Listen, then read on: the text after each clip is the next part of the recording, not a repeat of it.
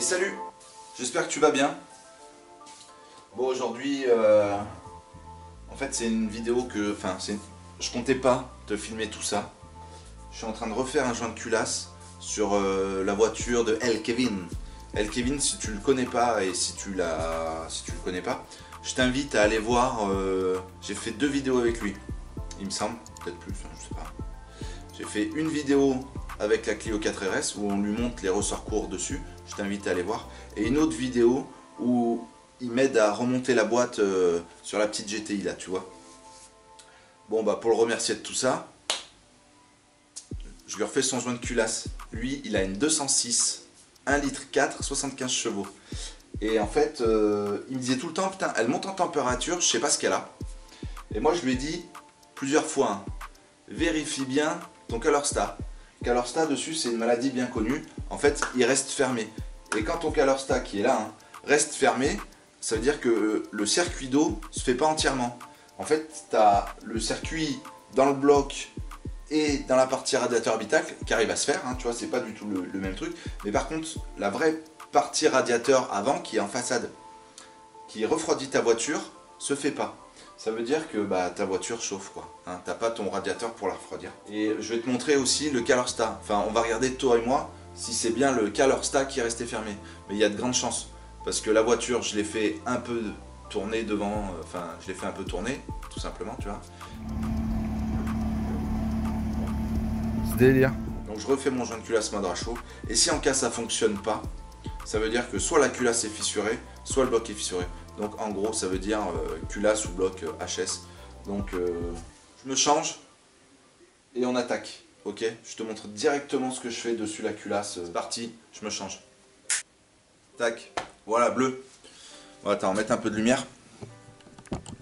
On l'a, on peut en profiter. Donc je te montre la culasse et le joint de culasse, vas-y viens avec moi. Alors, le truc qui me fait un peu bizarre, tu vois, c'est que sur ce joint de culasse, je vois pas grand chose, tu vois. Je vois rien de ouf sur le joint, à part ça, tu vois. Qui fait peut-être qu'il serait un peu poreux et que l'eau passe beaucoup. Enfin, on voit que, ouais, il est pourri, tu vois. Mais est-ce que c'est ça? Je sais pas. Mais bon, il y a les joints de culasse, hein, la mayonnaise de ouf. C'est sûr, quoi. Donc la culasse est là, la partie admission, tu vois, le collecteur, je l'ai laissé sur le truc. Je l'ai pas défait hein, de la culasse, je l'ai laissé dessus, la partie admission. Rampe d'injecteur qui est là, tu vois. Tac. Bon, dans un premier temps, on nettoie la culasse au maximum là. Sur la portée, on nettoie au maximum. Donc pour nettoyer au maximum, tu as le droit d'utiliser ce que tu veux pour nettoyer.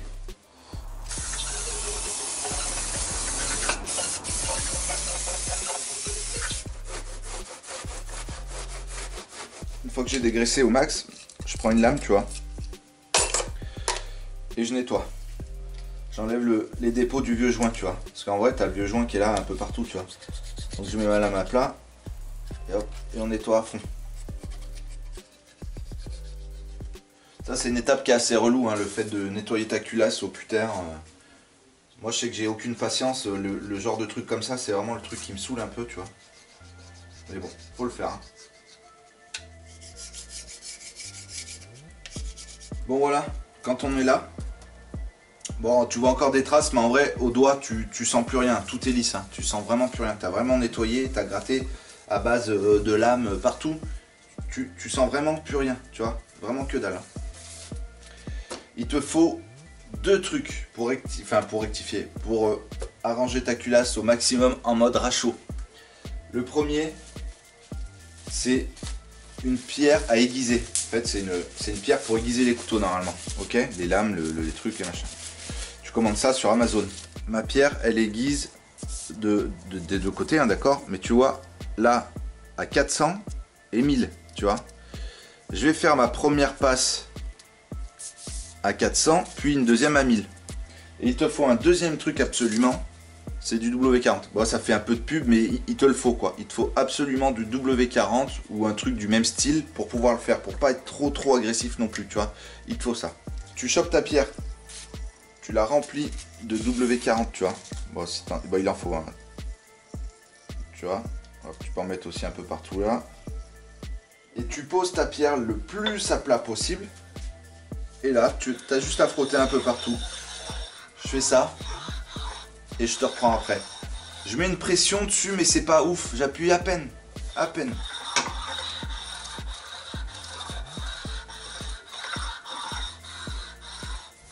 Minutes plus tard, bon, je sais pas si ça se voit bien à la caméra, mais moi je vois qu'elle est nickel, tu vois, je vois qu'elle est un peu, comment dire, je sais quel résultat ça doit avoir et c'est à peu près le résultat escompté, tu vois ce que je veux dire. Donc ça fait 15 minutes que je passe dessus à 400. Maintenant je vais faire une passe à 1000 et 1000, il n'y a pas besoin de rester 10 ans, tu fais ça 5 minutes et c'est réglé quoi. Donc pareil, W40, s'il veut bien y aller. Je crois que je suis en dèche de W40. Faudrait que j'en rachète, mais putain ça coûte une couille ce W40 mon pauvre.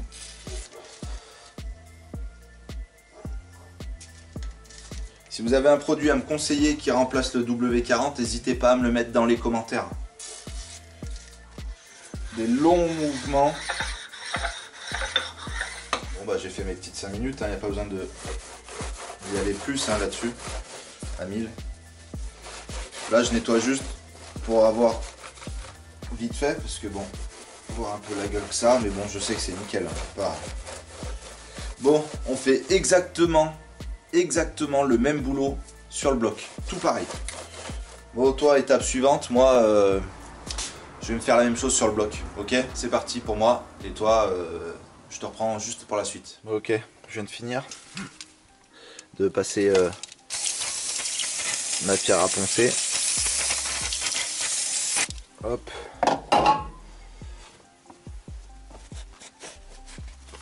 Voilà, je nettoie pour rien parce qu'après il va falloir que je souffle tous les trous des goujons de culasse. Mais bon, c'est juste pour te montrer le résultat. Te fie pas aux tâches là, il n'y a rien, c'est net, hein, c'est juste des pots de l'ancien joint. Ça reste souvent, ça tu peux pas.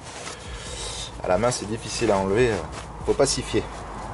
Bon allez, maintenant on s'occupe de démonter le Calorstar pour voir si ça venait vraiment de lui. Go, Calorstar. Donc le Calorstar il se situe là-dedans. Donc on va dévisser le disque qui est là et la vis de disque qui est là. Tac. Et tac.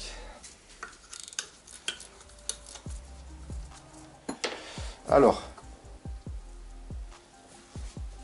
pour le moment, ah si, viens voir. Regarde, je te montre. Regarde la gueule de ce petit enculé. Donc voilà, ça venait bien un joint de culasse de merde à cause d'une pièce de merde. C'est vraiment une belle connerie ça, tu vois. C'est vraiment un truc à vérifier sur ces moteurs régulièrement. Si ta voiture se met à chauffer, il y a 90% de chances que ça vienne de ça là. Bon bah désolé d'avoir eu raison El Kevin pour ton joint de culasse, tu vois. J'en étais sûr que c'était ton Calorstar qui est resté fermé. Et voilà. Donc tu vois, quand je te l'ai dit la toute première fois que tu commençais à avoir des chauffes, je t'ai dit putain vérifie direct ton Calorstar. T'aurais dû vérifier direct ton Calorstar mec. Bon bah, tant pis. On change ce putain de Calorstar. Putain, tout ça à cause de ce Calorstar de merde, c'est vraiment chier. Ce qui est bien, c'est que j'ai déjà toutes les pièces qui sont là-dedans. Hein. Ok. Donc ça donne ça. Je l'ai pris en marque Febi. On le prend et on le monte en lieu et place. Enfin, on nettoie, hein. Je vais nettoyer et on le monte en lieu et place. C'est parti. Putain, tout ça à cause d'un Calorstar, Kevin. Merde. Sur tout ce qui est... refroidissement par eau, j'aime bien foutre à peine de ça là, tu vois. C'est du la Loctite 518, c'est étanchéité pour les carters, les conneries comme ça, mais j'en mets à peine, tu vois. Tu vois, j'en mets un tout petit peu sur mon doigt. Hop. Et hop. Regarde, je te montre ce que ça donne une fois que tu as tamponné. Tu vois, ça va vite, hein. Tu tamponnes un peu partout là, tu lui mets du rouge à lèvres partout, tu tamponnes. Et voilà. Bon, tu prends l'autre pièce après hein, et tu revisses simplement. C'est parti. Voilà. Tu vois, pour éviter un joint de culasse, ce que tu as à faire, c'est 10 minutes de taf, quoi. Bon, sur la voiture, un peu plus. 20 minutes sur la voiture, tu vois. Tac, tac. Hop, et le surplus. Voilà, t'as pas besoin de le laisser. Ma technique de rachot numéro 2 pour le joint de culasse, elle est très simple. Celui qui en a le plus parlé et qui a fait le plus de pub parce que c'est celui qui a le plus de vues, c'est Farine. Donc là de l'otite 320, pas 320, 3020 pardon. Franchement j'en mets sur quasi tous les joints que je refais en ferraille ou joint de culasse. Ça fait une espèce de petite couche plastique dessus qui colle de ouf. Et ça va hyper bien. J'en mets plein sur mon joint de culasse. J'installe mon joint de culasse là-bas et on remonte la culasse.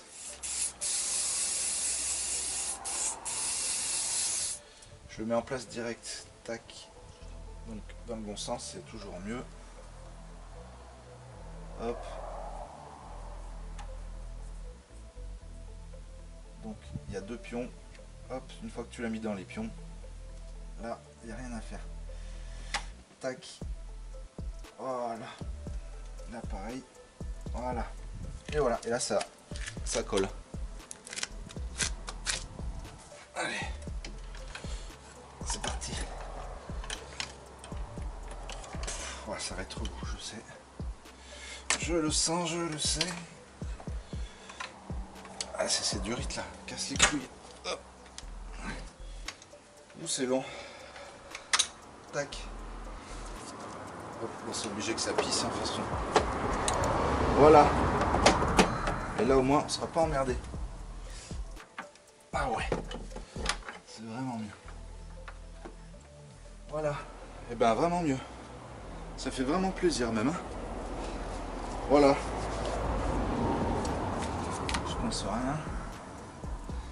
Surtout bien regarder ça. Je dis pas ça parce que ça m'est déjà arrivé de coincer un bout de faisceau hein, dans le joint de culasse. Hein. Hop, cette partie là qui vient comme ça. Par contre, il faut la recaler. Je le fais prendre un peu.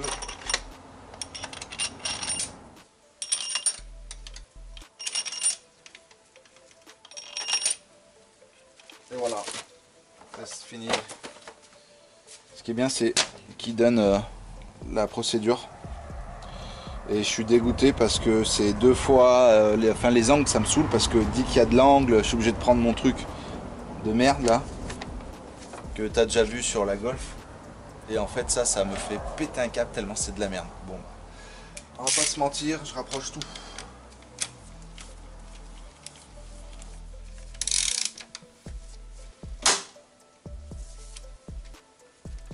C'était quoi ce sale bruit ?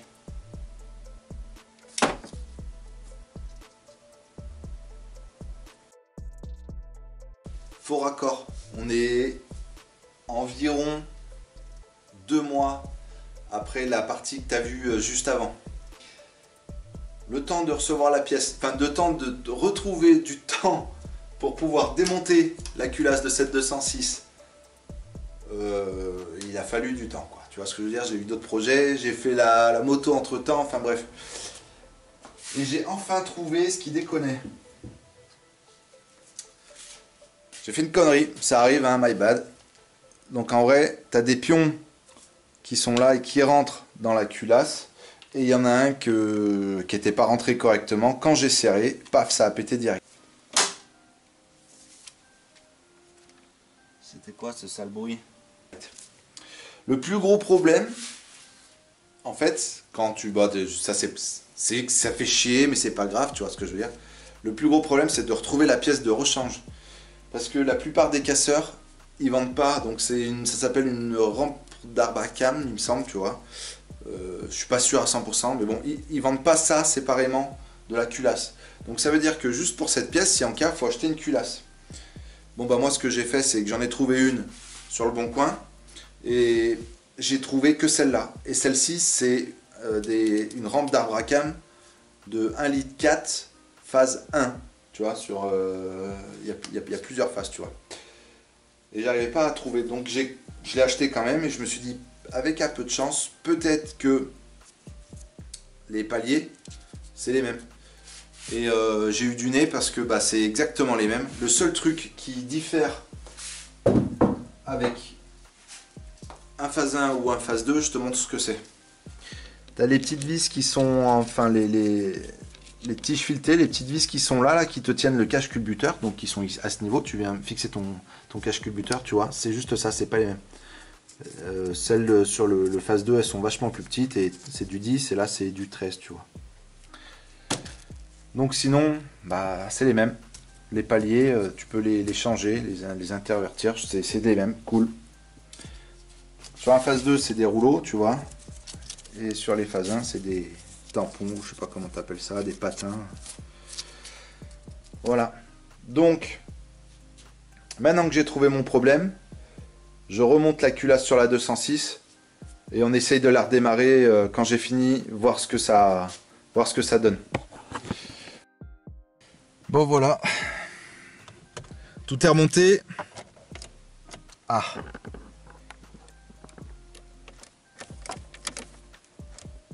Super. Bon, c'est une batterie neuve, mais ça fait 2 mois qu'elle n'a pas tourné, donc forcément, super. Hein.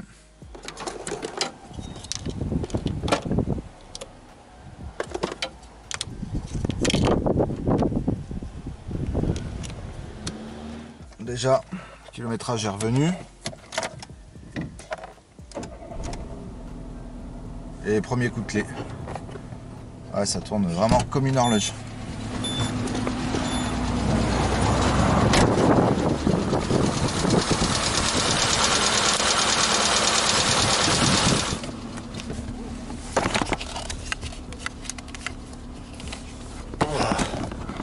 Par contre, on entend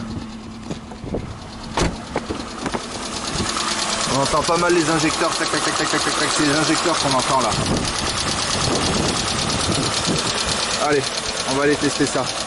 Allez, on est parti pour cet essai.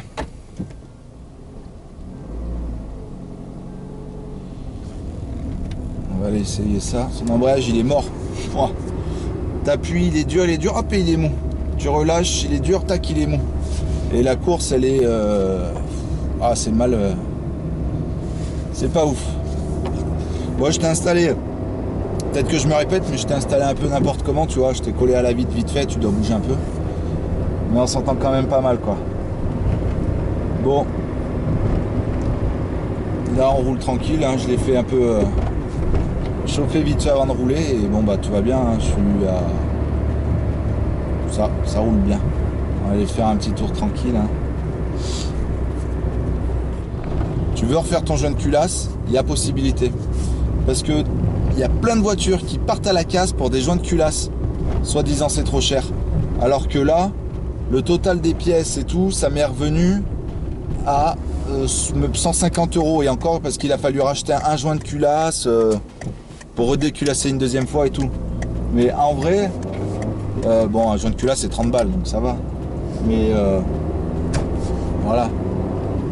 Avec 150 €, si t'es bon bricoleur, sur un TU, tu refais ton joint de culasse tout seul. Sauf si ta culasse est fissurée, bien sûr. Bon, bah là, on a eu de la chance, la culasse n'est pas fissurée, il n'y a rien. C'était vraiment un joint de culasse. Avec une petite rectification de la culasse en mode rachot, tu vois. Mais bon, ça marche. Et ça va même super bien.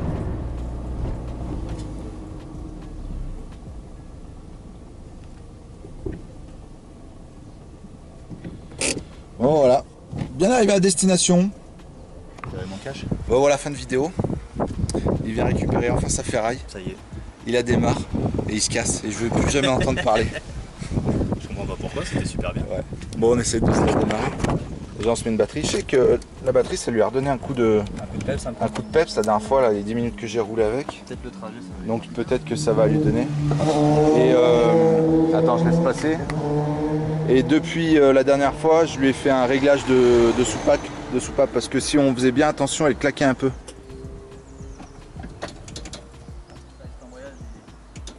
Ouais. On accélère pas, laisse, hein, c'est bon. Ouais.